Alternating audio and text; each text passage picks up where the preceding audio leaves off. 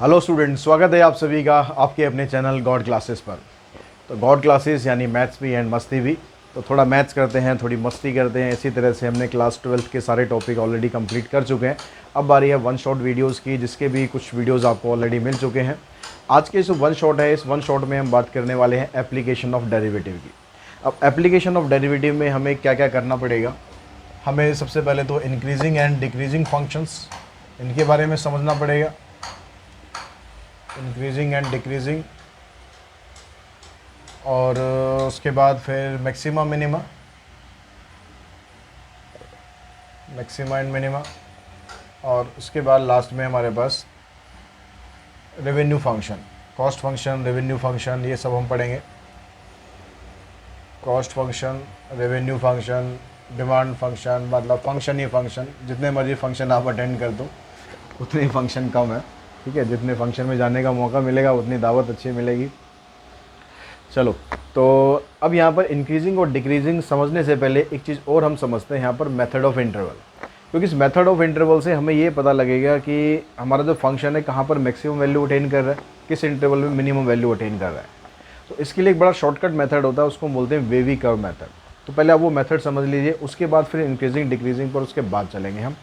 तो सबसे पहले हम बात करते हैं वेवी कर्व मेथड। सपोज आपके पास कोई इनइक्वलिटी दे रखी है।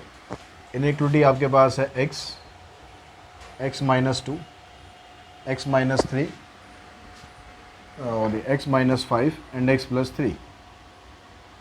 अब इसकी वैल्यू कहते हैं ग्रेटर देन 0।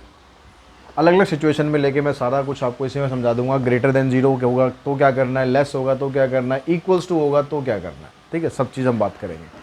तो सबसे पहले तो आपको क्या करना पड़ेगा, यहाँ पर इसको 0 के बराबर पुट करके हर एक को क्रिटिकल पॉइंट आपको निकालने पड़ेंगे। क्रिटिकल पॉइंट वो होता है जहाँ पर ग्राफ जो है अपना नेचर चेंज करता है, मतलब ग्राफ टर्न होता है। इसको टर्निंग पॉइंट भी हम बोलते हैं। तो वो कैसे निकलता है, जब आप ये सारी वैल्यूज़ को पुट कर देते हो। एक्स की वैल्यू यहाँ से आएगी आपके पास 0, यहाँ से एक्स की वैल्यू 2, यहाँ से एक्स की वैल्यू 5, यहाँ से एक्स की वैल्यू आ गई -3। तो आपके पास टोटल मिलाकर जो इंटरवल बना, नंबर लाइन हमारे पास होती है -∞ से लेकर +∞ तक। अब इसमें यहाँ पर सबसे पहली जो वैल्यू आएगी नेगेटिव वैल्यू आएगी -3, उसके बाद 0, फिर उसके बाद 2 और फिर यहाँ पर 5। तो आपके पास यहाँ पर कुछ इंटरवल्स बन गए। अब इस इंटरवल्स पर हमें ये पता करना है कि भाई ये जो पर्टिकुलर इंटरवल है इस पर इसकी वैल्यू नेगेटिव आएगी या पॉजिटिव आएगी, या ये पर्टिकुलर इंटरवल है तो इस पर इसकी वैल्यू नेगेटिव आएगी या पॉजिटिव आएगी। तो इसके लिए सबसे आसान तरीका होता है वेवी कर्व मेथड। अब उस वेवी कर्व मेथड में आपको ध्यान क्या रखना है, आपको बस इतना ध्यान रखना है जो यहाँ पर x दिए हुए ना आपको, ये पॉजिटिव्स होने चाहिए सारे। अगर 2 नेगेटिव है 2 पॉजिटिव है तो भी बात वही है कि भाई पॉजिटिव ही बन गए सारे के सारे। तो अगर यहाँ पर आपके पास यहाँ पर सब कुछ मिला मिलूगे आपके पास पॉजिटिव साइन आता है, मतलब x की जो यहाँ पर वैल्यूज़ दे रखी हैं आपको वो सारी पॉजिटिव हो जाती है। तो इसका मतलब आपको यहाँ पर पॉजिटिव से ही स्टार्ट करना है। मतलब ये जो पहला इंटरवल है आपको पॉजिटिव वैल्यू देगा, फिर नेगेटिव वैल्यू दे आएगी, फिर पॉजिटिव आएगी, फिर नेगेटिव आएगी, फिर पॉजिटिव आएगी। ऑल्टरनेट पोजीशन पर ये चलते जाएंगे, ठीक है। समझ में आ गई बात। अगर x की वैल्यू यहाँ पर x का जो कोफिशिएंट है वो अगर पॉजिटिव है तो आपको पॉजिटिव से स्टार्ट करना है। अगर मान लो ये वाला एक नेगेटिव हो जाता तो फिर साइन क्या करोगे आप, नेगेटिव से स्टार्ट कर दो। ओवरऑल देखना है आपको, यहाँ भी नेगेटिव है और बाकी सब जगह पॉजिटिव है, तो मतलब नेगेटिव बना टोटल। तो negative positive negative positive negative. अगर 2 नेगेटिव आ जाएँ तो नेगेटिव नेगेटिव मिलकर क्या बन जाएंगे, पॉजिटिव बन जाएंगे। तो आपके पास फिर से यही आ जाएगा। तो यानी अब यहाँ पर हमें देखना है कि भाई इसकी वैल्यू ग्रेटर देन 0 कहाँ पर है। तो ग्रेटर देन 0 इसकी वैल्यू यहाँ पर है, यहाँ पर है, यहाँ पर है। जो पॉजिटिव है मतलब ग्रेटर देन 0 हो गया ना। तो आपके पास जो आंसर हुआ इसके लिए क्या बना, -∞ से -3, यूनियन लगा दो 0 to 2, यूनियन 5 to ∞। ये तो आ गया हमारे पास इसका आंसर। अब यहाँ पर सपोज ग्रेटर देन का साइन नहीं है, ग्रेटर देन इक्वल्स टू का साइन है। मैं यहाँ पर अगर साइन चेंज कर दूँ, मैं साइन ले लूँ यहाँ पर ग्रेटर देन इक्वल्स टू 0, बाकी सब कुछ सेम है।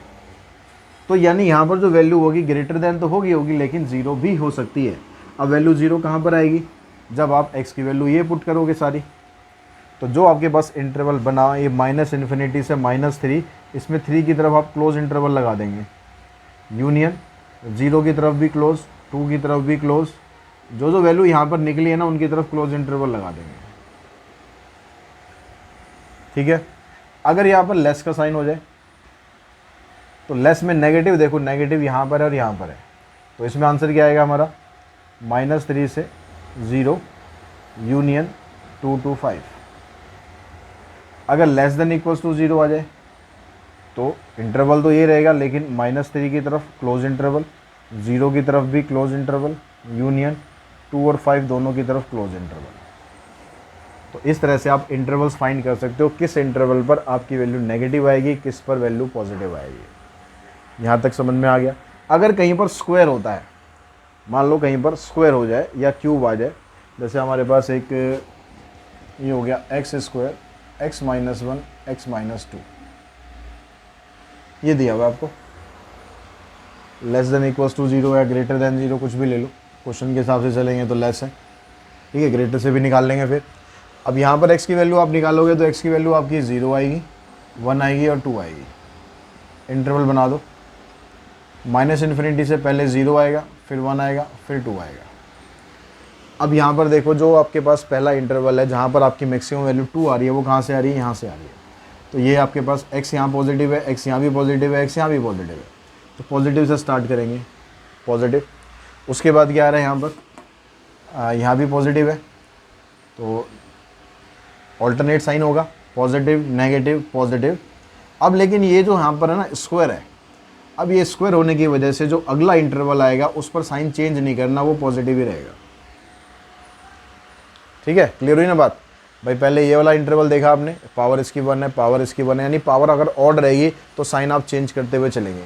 कहीं पर पावर अगर इवन में आ गई तो वहाँ पर आपको साइन को चेंज नहीं करना, उससे अगले इंटरवल में साइन आपको चेंज कर देना है। तो इस तरह से आप वेवी कर्व मेथड से यहाँ पता लगा सकते हो। अब यहाँ पर लेस देन 0 कहाँ पर आ रहा है, लेस देन 0 आपके पास सिर्फ एक ही इंटरवल पर आ रहा है, 1 और 2 पर, ठीक है। तो आंसर इसका क्या बनेगा, 1 और 2 बनेगा। लेकिन यहाँ पर इक्वल्स टू का साइन भी है। अब इक्वल्स टू के साइन की वजह से ये 1 पर भी 0 होगा, 2 पर भी 0 होगा, लेकिन जब आप वैल्यू 0 डालोगे तो उस पर भी तो 0 होगा।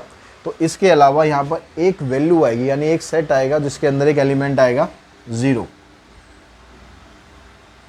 यहाँ पर इंटरवल नहीं है, ये सेट है, मतलब एक ही एलिमेंट है। तो अब बात करते हैं बच्चों इंक्रीजिंग और डिक्रीजिंग के बारे में, कि इंक्रीजिंग फंक्शन कब होता है, डिक्रीजिंग फंक्शन कब होता है। तो कैसा भी फंक्शन आपको दे रखा हो, आपको बस क्या करना है, उसका डेरिवेटिव निकाल के देखना है। अगर आप डेरिवेटिव निकालते हो और डेरिवेटिव निकालने के बाद आपके पास उसके डेरिवेटिव की वैल्यू ग्रेटर देन 0 आ जाती है, तो इसको हम बोलते हैं कि ये स्ट्रिक्टली इंक्रीजिंग है।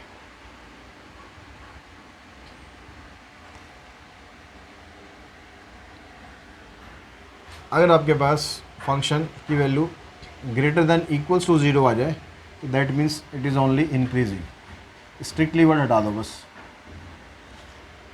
अगर एफ डैश एक्स हमारे पास लेस देन 0 आ जाए तो that is called strictly decreasing, और अगर एफ डैश एक्स की value less than equals to 0 आ जाए तो यहाँ पर आ जाएगा सिर्फ डिक्रीजिंग। अगर कहीं पर ऐसा होता है जो पर्टिकुलर इंटरवल आपको दिया हुआ है, ये सब हम चीज़ें किस में हम देखेंगे, इंटरवल में देखेंगे। ऐसा नहीं कि हर जगह ऐसा ही होगा, ठीक है, किसी एक पर्टिकुलर इंटरवल में आपको बताना होगा।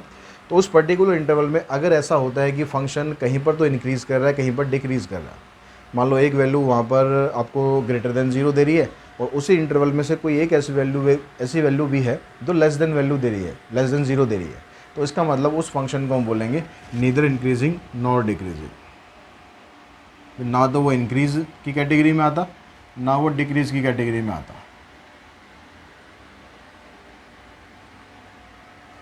ठीक है। अगर एफ डैश एक्स की वैल्यू ग्रेटर देन 0 आ जाए या लेस देन 0 आ जाए ऑन द गिवन इंटरवल। तो बस ये आपको डेरिवेटिव करके इनसे आपको देखना है कि फंक्शन आपका स्ट्रिक्टली इंक्रीज करता है या स्ट्रिक्टली डिक्रीज करता है। अब यहाँ पर देखो एक दो क्वेश्चन हम समझ लेते हैं। मान लो आपके पास एक फंक्शन दिया हुआ है एफ एक्स, ये आगे यहाँ पर 2x³ minus 15x² plus 36x minus 1 अब यहाँ पर सबसे पहला काम तो क्या होगा आपको कि एफ डैश एक्स निकालना है। एफ डैश एक्स निकाला हमने, आ जाएगा 6x² माइनस 30x प्लस 36। यहाँ से 6 कॉमन निकालो, इसको जितना सिंप्लीफाई आप कर सकते हो यहाँ पर सिंप्लीफाई कर दो। तो फैक्टर करेंगे इसके, आ जाएगा आपके पास x-3 एंड x-2, दो फैक्टर आ गए। अब यहाँ से आप क्रिटिकल पॉइंट निकालेंगे। क्रिटिकल पॉइंट के लिए क्या करना होगा आपको, f' को 0 पुट करना है। अब इसको जब आप 0 पुट करोगे x की वैल्यू आपके पास 2 आ जाएंगी, एक 3 आ जाएगी और एक 2 आ जाएगी। अब यहाँ पर आपको इंटरवल बनाना है, -∞ से लेकर +∞ तक हो गया। वैल्यू आपके पास 2 आई है तो स्मॉलर वैल्यू को इधर रखो, बड़ी वाली को इधर रखो। तो अब आपके पास ये 3 इंटरवल आ गए। अब इन 3 इंटरवल में कहाँ पर साइन प्लस होगा, कहाँ पर साइन माइनस होगा, वो देखना है। तो उसके लिए जो अभी हमने डिस्कस करा वेवी कर्व मेथड, उसकी हेल्प आप लो। यहाँ पर देखो x का जो कोफिशिएंट है पॉजिटिव है, यहाँ भी पॉजिटिव है, तो मतलब आपको पॉजिटिव से स्टार्ट करना है, पॉजिटिव नेगेटिव पॉजिटिव। तो हमारा जो फंक्शन है इन दो जगह पर स्ट्रिक्टली इंक्रीज़ कर रहा है, किस किस पर, -∞ और +2 पे, और 3 से लेकर इन्फिनिटी पर। यहाँ पर कर रहा है स्ट्रिक्टली इंक्रीजिंग, और ये वाला जो इंटरवल है 2 to 3, इस पर फंक्शन आपका कर रहा है स्ट्रिक्टली डिक्रीज। तो इस तरह से आप इंक्रीजिंग डिक्रीजिंग वाले में इजीली इंटरवल निकाल सकते हो कि कहाँ पर आपका फंक्शन स्ट्रिक्टली इंक्रीज़ कर रहा है और कहाँ पर डिक्रीज़ कर रहा है। उसके बाद जो हमारे पास एप्लीकेशन ऑफ डेरिवेटिव में टॉपिक है वो है मैक्सिमा एंड मिनिमा। अब मैक्सिमा मिनिमा में क्या करना है, वहाँ भी अगर डेरिवेटिव की हम हेल्प लेंगे तो डेरिवेटिव से कैसे पता लगेगा कि भाई फंक्शन की वैल्यू मैक्सिमम है या मिनिमम है।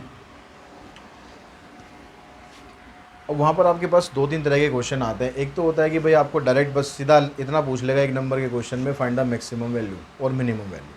तो कई बार क्या होता है, फंक्शन बड़ा ईजी सा दिया होता है, हम उसमें बाकी चीज़ों के चक्कर में लग जाते हैं तो कोई फ़ायदा नहीं होता। मान लो ये कहता है x-1 का स्क्वायर प्लस 3। अब इसकी अगर ये मैक्सिमम या मिनिमम वैल्यू पूछ रहा है तो यहाँ पर कोई टेस्ट वेस्ट करने की ज़रूरत नहीं है, आप डायरेक्टली इसकी वैल्यू बता सकते हो, क्योंकि यहाँ पर ये स्क्वायर फंक्शन है। अब स्क्वायर फंक्शन की जो वैल्यू है, हमेशा इसकी वैल्यू ग्रेटर देन और इक्वल्स टू 0 ही रहेगी। नेगेटिव तो ये कहीं हो ही नहीं सकता क्योंकि स्क्वायर फंक्शन है, तो इसलिए इसकी वैल्यू ग्रेटर देन और इक्वल्स टू 0 रही। अगर इसमें आप 3 को ऐड करोगे, अगर यहाँ पर हमने 3 ऐड किया तो आपके पास ये fx आ गया। तो fx की वैल्यू कितनी आ रही है, ग्रेटर देन इक्वल्स टू 3 आ रही है। मतलब ये जो fx आपको दिया हुआ है इसकी वैल्यू 3 से कम नहीं आ सकती, यानी 3 आ सकती है मिनिमम, या 3 से ज़्यादा जितनी मर्जी आ सकती है। तो इसकी जो मिनिमम वैल्यू है वो तो आ जाएगी 3, और जो मैक्सिमम वैल्यू है वो इसकी पॉसिबल ही नहीं है, क्योंकि इससे बड़ी तो जितनी मर्जी वैल्यू हो सकती है। जितने भी इतने सारे रियल नंबर है, कहाँ तक हम निकालते फिरेंगे।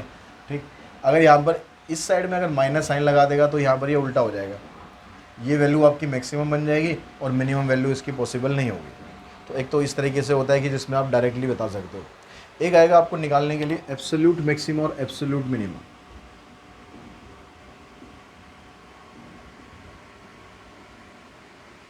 ठीक है, ये वर्ड यहाँ पर देगा एब्सोल्यूट मैक्सिमा या एब्सोल्यूट मिनिमा, या फिर इसमें एक पर्टिकुलर आपको क्लोज्ड इंटरवल दिया जाएगा कि भाई इस इंटरवल पर आपको इसकी मैक्सिमम या मिनिमम वैल्यू फाइंड करनी है। ठीक है, इसको एक क्वेश्चन के थ्रू समझ लेते हैं हम। तो एक क्वेश्चन लेते हैं जिसमें आपको मैक्सिमम मिनिमम वैल्यू निकालनी है। मान लो आपके पास एक फंक्शन है, ये आ गया 2x³ minus 15x² plus 36x plus 1, और आपको जो इंटरवल यहाँ पर दिया हुआ है 1 और 5 है, क्लोज इंटरवल है। जहाँ भी एब्सोल्यूट वैल्यू की बात करेगा तो क्लोज इंटरवल आपको ये देगा। तो आपको क्या करना है, स्टार्ट वैसे ही करना है जैसे इंक्रीजिंग डिक्रीजिंग में क्या था, डेरिवेटिव करो।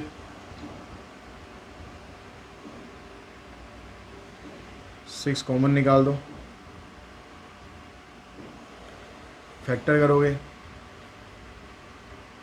वही क्रिटिकल पॉइंट निकालने के लिए f' को 0 पुट करोगे तो x की वैल्यू आपकी 3 आ गई और 2 आ गई। अब यहाँ पर दो वैल्यू आपके पास ये है और दो वैल्यू ये एक्सट्रीम वैल्यू लेनी होती है जो क्लोज इंटरवल में दी होती है। इन सब पर आप fx में वैल्यू डाल के पुट करोगे, क्या आंसर आता है। अगर हम f3 डालते हैं तो 2 इंटू में 3 का क्यूब, 15 इंटू 3 का स्क्वायर, 36 इंटू 3 प्लस 1। इसको सॉल्व करते हैं, 27 2 जा 54, 15 9 जा 135, 108 प्लस 1। इसको आप सॉल्व करोगे F3 पर आपकी वैल्यू कितनी आ गई देखो, चेक करो। 54 और 108 कितना हो गया, 162 प्लस 1 163। तो 163 में से 135 माइनस करना है, 28 आ गया। F2 निकालो, F2 निकालेंगे 2 इंटू में 2 का क्यूब, 15 इंटू 2 का स्क्वायर, 36 इंटू 2 प्लस 1, 8 2 ज़ा 16, 15 4 ज़ा 60, 72 प्लस 1। तो 72 माइनस 60 12, 12 प्लस 16 28 प्लस 1 29। ठीक है, कैलकुलेशन कहीं मिस्टेक हो जाए तो देख लेना, करने का तरीका यही है। कई बार पता नहीं लगता और कैलकुलेशन गड़बड़ हो जाती है। तो यहाँ से यार 2 आ गया और 36 38 प्लस 1 39, 39 में से 15 माइनस करोगे 24। उसके बाद निकालते हैं F5।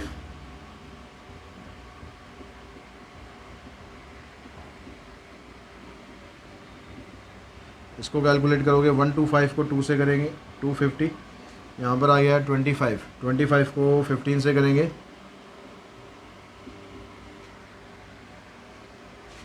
36 को 5 से।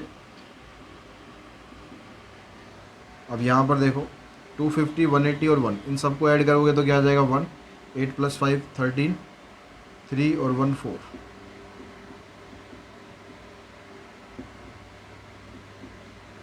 अब आपके पास ये 4 वैल्यू आ गई, एक वैल्यू ये है, एक ये है, एक ये है और एक ये है।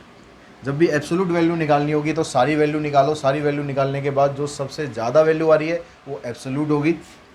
एब्सोल्यूट मैक्सिमम वैल्यू आ गई आपके पास 56 और एब्सोल्यूट मिनिमम वैल्यू ये आ गई 24। तो इस तरह से आप बड़े आसानी से absolute maximum absolute minimum value निकाल सकते हो। ठीक है, अब इसमें ज़्यादा डिटेल में जाना है और ज़्यादा कुछ क्वेश्चंस आपको समझने हैं तो उसके लिए जो मेन वीडियो है उसको आप देख सकते हो। वन शॉट में तो हम बहुत ज़्यादा कर नहीं सकते, तो बाकी करना सभी के अंदर यही होता है, कैलकुलेशन किसी के अंदर थोड़ी कम ज़्यादा होती है, बस इतना डिफरेंस होता है। तो डायरेक्ट वैल्यू आपने निकालनी सीख ली, एब्सोल्यूट वैल्यू निकालनी सीख ली। अब जो सबसे इंपॉर्टेंट है लोकल मैक्सिमा और लोकल मिनिमा। अब ये local maxima local minima value हम कैसे निकालते हैं,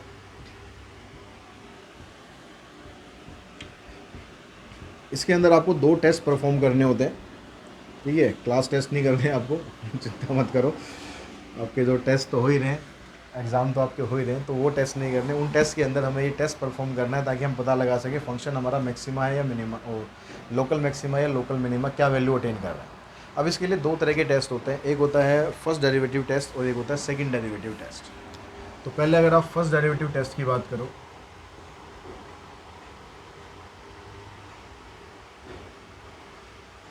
तो फर्स्ट डेरिवेटिव टेस्ट में आपको सबसे पहला काम क्या करना है, सबसे पहला स्टेप क्या करना है, आपको एफ डैश एक्स फाइंड करना है, जैसे अभी हमने किया था। एफ डैश एक्स फाइंड करने के बाद फिर सेकंड स्टेप में आपको क्रिटिकल पॉइंट फाइंड करने हैं। क्रिटिकल पॉइंट कैसे फाइंड करते हैं, एफ डैश एक्स को 0 के बराबर पुट करके आपके पास मान लो वहाँ पर एक पॉइंट आ गया सी, तो मान लेते हैं let C be critical point.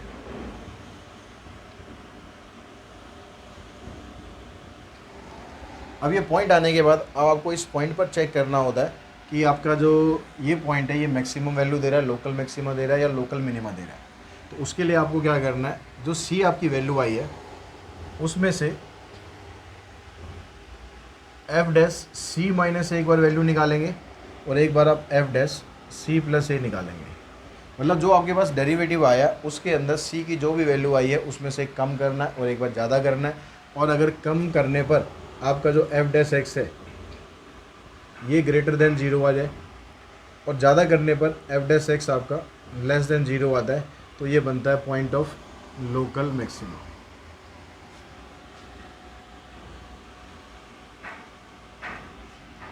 ठीक है, तो ये बन जाएगा आपका पॉइंट ऑफ लोकल मैक्सिमा। अगर यहाँ पर उल्टा हो जाए काम,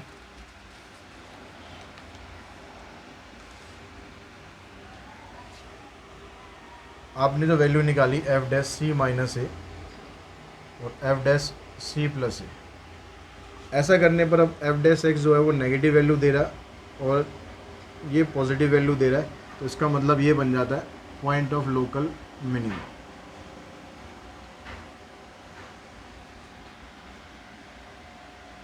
अगर ऐसा केस हो कि जहाँ पर एफ डैश एक्स साइन ही चेंज ना करे,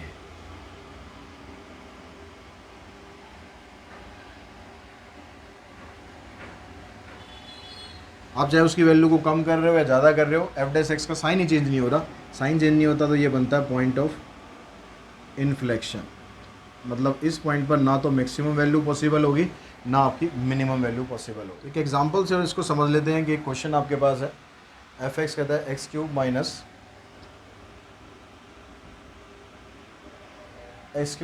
2x square minus 4x minus 1।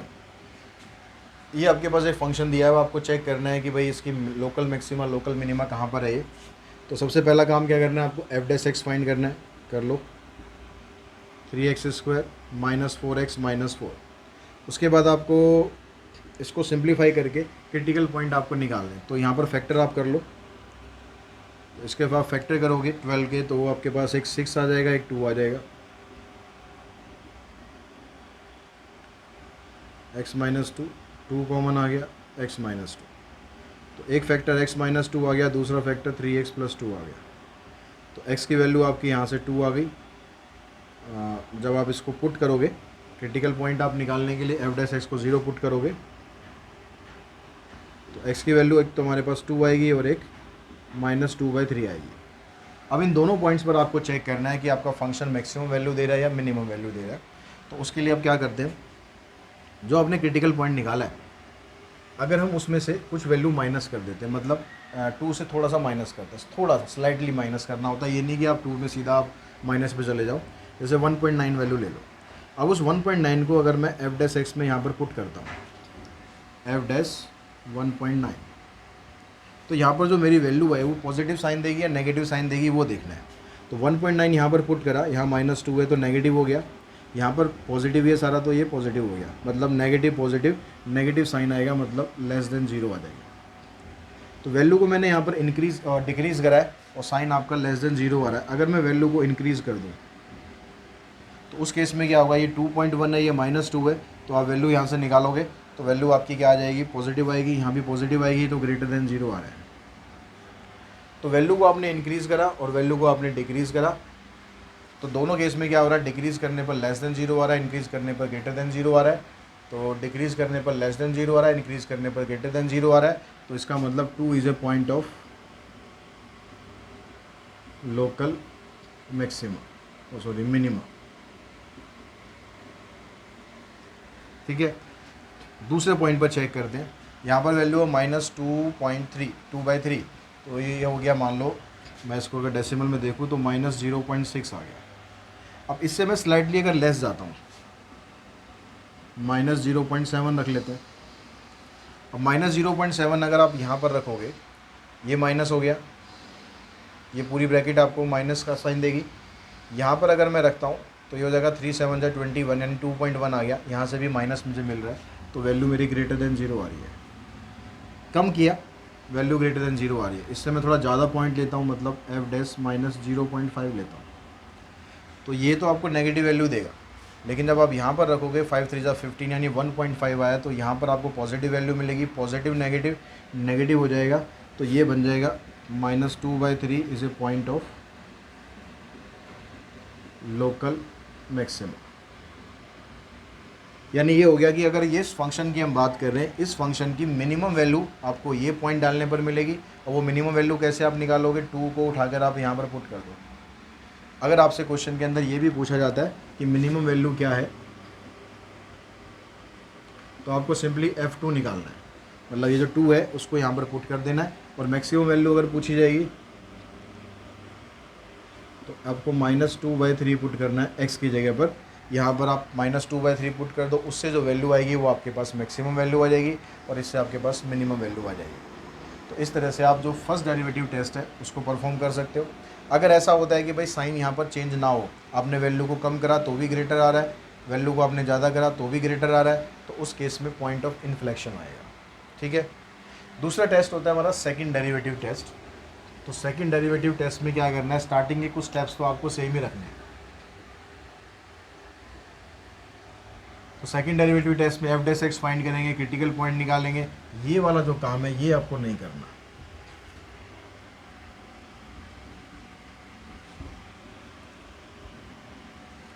इसकी जगह आपको क्या करना है, आपको अब निकालना है सेकंड डेरिवेटिव। क्रिटिकल पॉइंट आपने निकाल लिया, सेकंड डेरिवेटिव निकालो।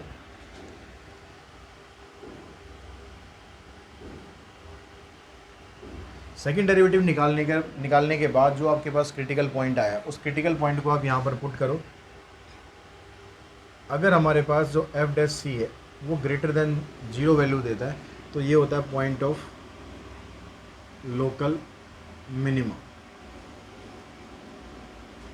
और अगर आप यहाँ से वैल्यू आपकी लेस देन 0 आती है तो होता है पॉइंट ऑफ लोकल मैक्सिमम। और अगर एक केस और आ सकता है कि इसकी वैल्यू आ जाए आपके पास 0। अगर इसकी वैल्यू 0 आ जाए तो आपको थर्ड डेरिवेटिव निकालना है, और third derivative then find third derivative of C. और ये वैल्यू अगर less than not equals to 0 आ जाए तो इसको हम बोलते हैं पॉइंट ऑफ इन्फ्लेक्शन। ठीक है, तो आपके पास अगर ये केस आएगा ग्रेटर देन 0 आ रहा है तो लोकल मिनिमा, लेस आ रहा है तो लोकल मैक्सिमा, और अगर ये आ रहा है तो आपके पास पॉइंट ऑफ इन्फ्लेक्शन आ जाएगा। उसके बाद आपको जो सेकंड डेरिवेटिव टेस्ट का क्वेश्चन भी अगर हम करें, स्टार्ट आपको ऐसे ही करना है, क्रिटिकल पॉइंट निकालना है, सेकंड डेरिवेटिव निकाल के देखते हैं।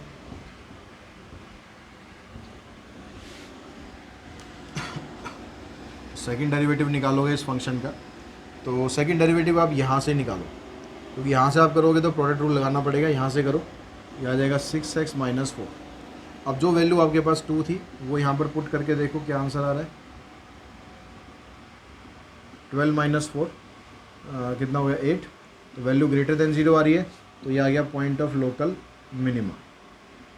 यही हमारा फर्स्ट डेरिवेटिव से आया था। फिर जो दूसरी वैल्यू है -2/3 उसको डाल के देखते हैं, तो ये भी नेगेटिव आएगा, ये भी नेगेटिव आएगा। अगर आपको साइन कंफर्म हो गया तो हमें इससे कोई मतलब नहीं कि वैल्यू क्या आएगी, हमें मतलब सिर्फ इसके साइन से है कि वैल्यू इसकी लेस देन 0 आ रही है तो ये पॉइंट ऑफ लोकल मैक्सिमा हो गया। वैल्यू को आप यहाँ पर सॉल्व करो या मत करो कोई दिक्कत नहीं है, बस साइन आपको क्लियर होना चाहिए। तो इस तरह से आप सेकंड डेरिवेटिव टेस्ट से कर सकते हो। अगर यहाँ पर ये वैल्यू 0 आ जाती है तो थर्ड डेरिवेटिव निकालना, उसमें सी डाल के देखना, वो नॉट इक्वल्स टू 0 आ जाएगा तो पॉइंट ऑफ इन्फ्लेक्शन आ जाएगा। ठीक है, अगर वो भी 0 आ गया तो फिर फंक्शन मैक्सिमा भी हो सकता है, मिनिमा भी हो सकता है। वैसे ऐसा केस आएगा नहीं, इतने में आपका काम हो जाएगा, सॉल्व हो जाएगा। अब यहाँ पर जो एप्लीकेशन ऑफ डेरिवेटिव के क्वेश्चंस आप करेंगे, जो एप्लीकेशन बेस्ड क्वेश्चंस होते हैं, उसके अंदर आपको क्या चीज़ ध्यान रखनी है, मेंसुरेशन के फार्मूले आपको याद होने चाहिए, सरफेस एरिया, वॉल्यूम, क्यूबॉइड, ये सब आपको याद होने चाहिए। और प्लस इक्वेशंस आपको बनानी आनी चाहिए। इक्वेशंस कैसे हम बनाते हैं एक उसका क्वेश्चन कर लेते हैं, बाकी डिटेल में मैंने उस वीडियो में जो डिटेल वीडियो है उसमें सारा कुछ करा ही रखा है आपको। अगर और ज़्यादा आपको समझना है तो वहाँ से आप देख सकते हो। क्वेश्चन में कहता है show that the right circular cylinder which is open at the top and has a given surface area will have the greatest volume if its height is equal to the radius of base। एक right circular cylinder है आपके पास जो कि ऊपर से खुला हुआ है, ऊपर से खुला हुआ है मतलब नीचे यहाँ पर बंद है। ठीक है, अब क्वेश्चन के अंदर आप यहाँ पर स्टडी करो ध्यान से, क्वेश्चन में क्या क्या आपको दिया हुआ है। ये कहता है कि given surface area, surface area अगर गिवन है तो सरफेस एरिया को अगर हम ए से डिनोट करते हैं तो इसका मतलब ए को आपको कांस्टेंट ट्रीट करना है। जो भी चीज़ क्वेश्चन में गिवन होती है वो कांस्टेंट होती है, जो आप एज्यूम करोगे वो वेरिएबल्स होंगे। कहता है कि इसका वॉल्यूम जो है वो ग्रेटेस्ट है।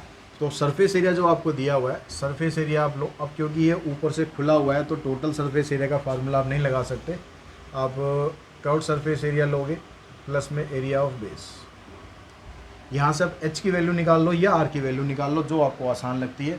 जैसे यहाँ पर एच एक ही बार है तो इसी की वैल्यू आसान है, तो इसको आप इधर शिफ्ट करो। अब इस 2πr को नीचे लाओगे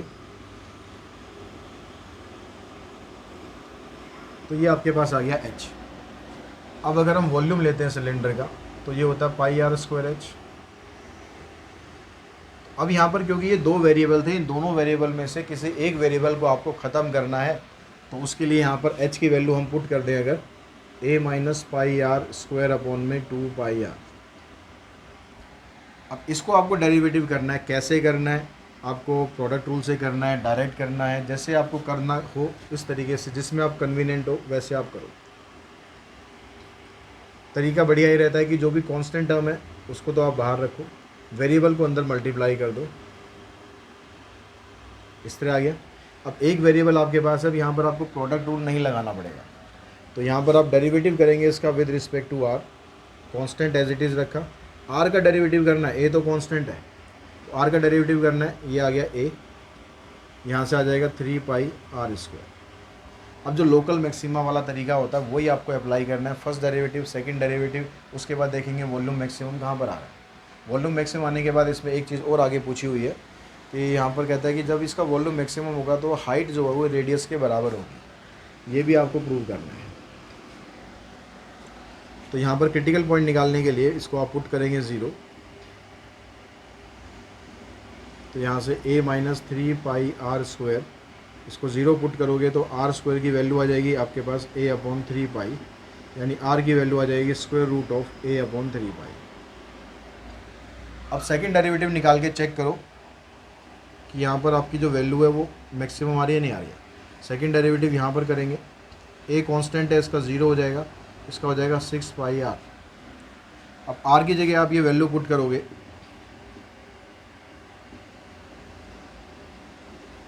a अपॉन में 3 पाई।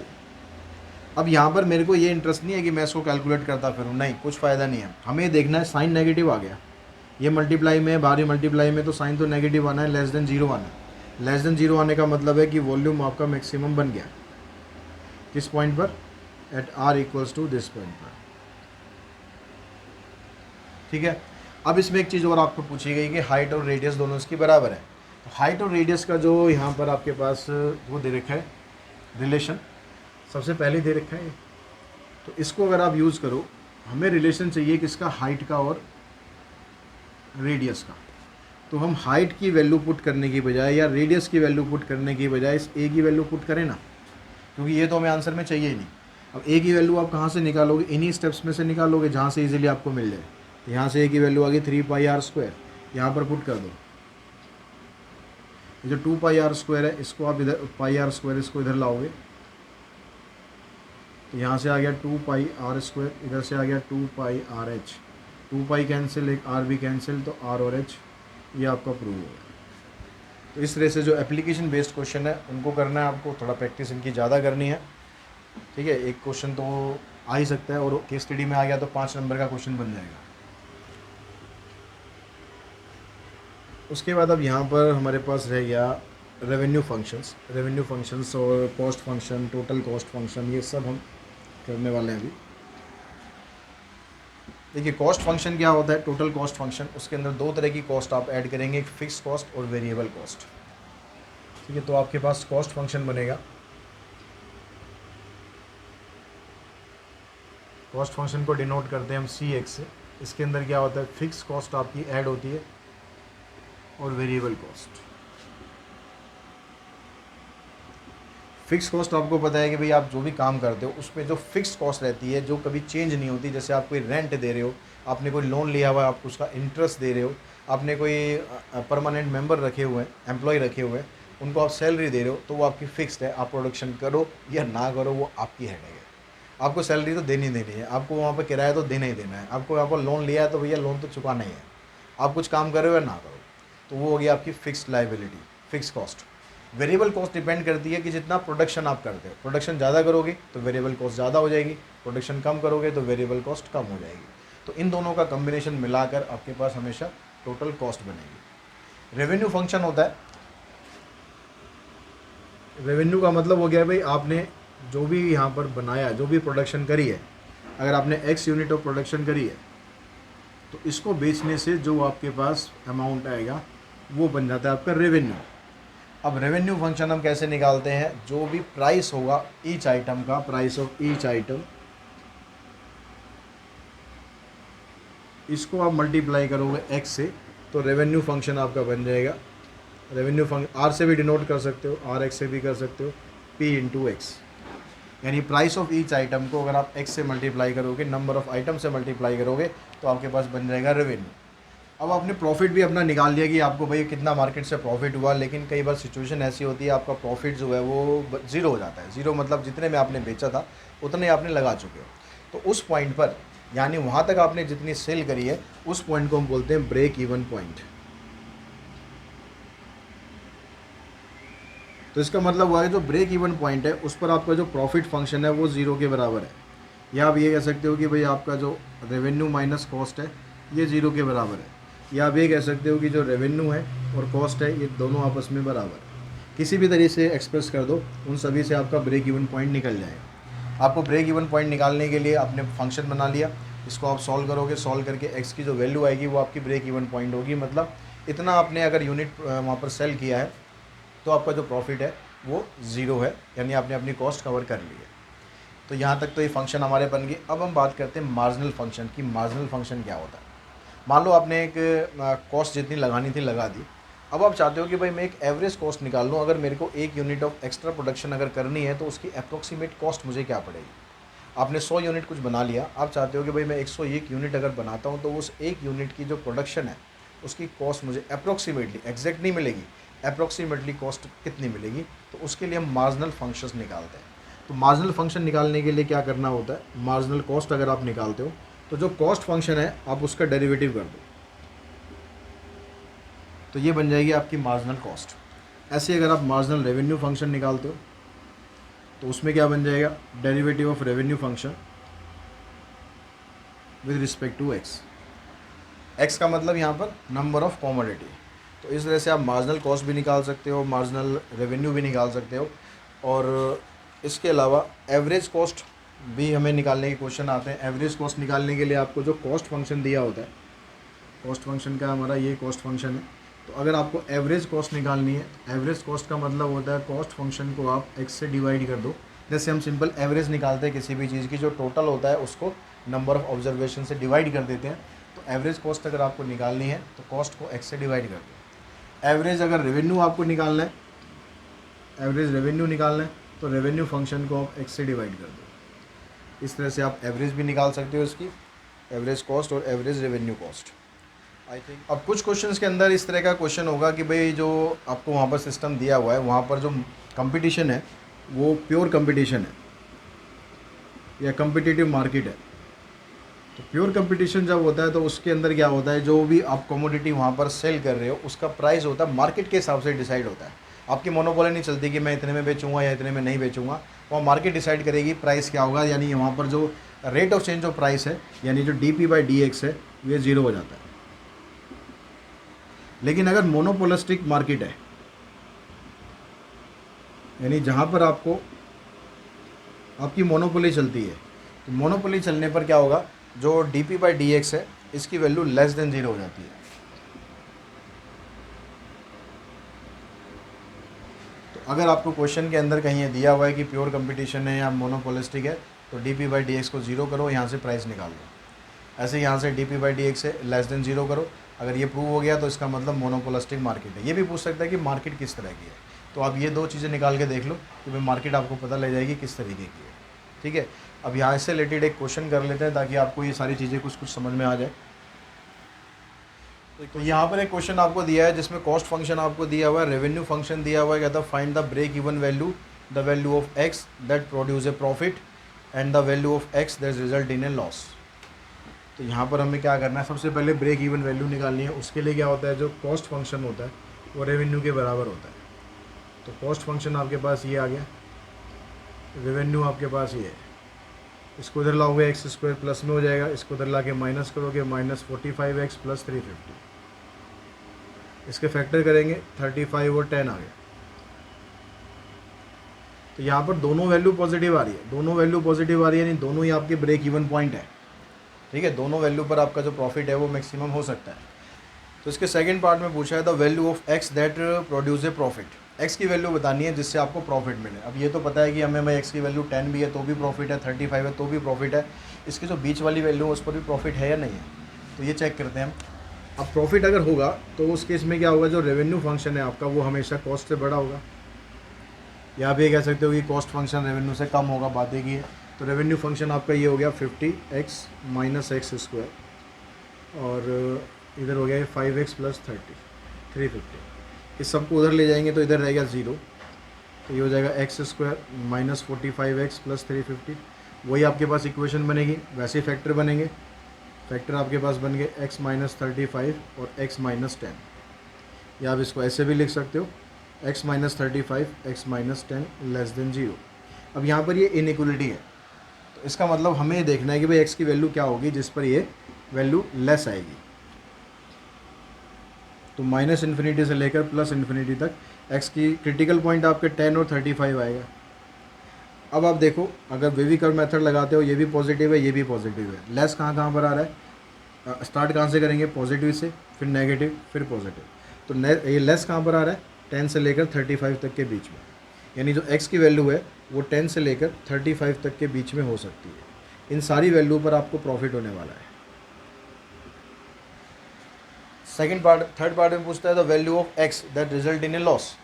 अगर हम यहाँ से समझे भाई 10 से लेकर 35 तक तो आपको प्रॉफिट होगा ही होगा, यानी अगर आप उससे वैल्यू कम करते हो, x से अगर वैल्यू आपकी कम हो जाए तो आपको लॉस हो जाएगा। इसी क्वेश्चन से आप निकाल सकते हो, अगर x की वैल्यू लेस देन 10 हो या x की वैल्यू ग्रेटर देन 35 हो, इन दोनों सिचुएशन में आपको लॉस होगा। तो इस तरह से जो एप्लीकेशन ऑफ डेरिवेटिव है उसके जो क्वेश्चंस है, उसका जो कंसेप्ट है, मैंने क्लियर कराने की कोशिश करी है। आई होप आपको कुछ क्लियर भी हुआ होगा। फिर भी आप थोड़ा ज़्यादा प्रैक्टिस करेंगे तो धीरे धीरे और क्लियर होगा। और कोई स्पेशल जो कंसेप्ट है वो आपको और समझना है और क्वेश्चन उसकी प्रैक्टिस करनी है, तो उसके लिए जो मेन वीडियो है वहाँ पर जाके आप देख सकते हैं, समझ सकते हैं। आज की इस वीडियो में हम इतना ही करते हैं, जल्दी मिलते हैं नेक्स्ट पार्ट में। Thanks to all of you.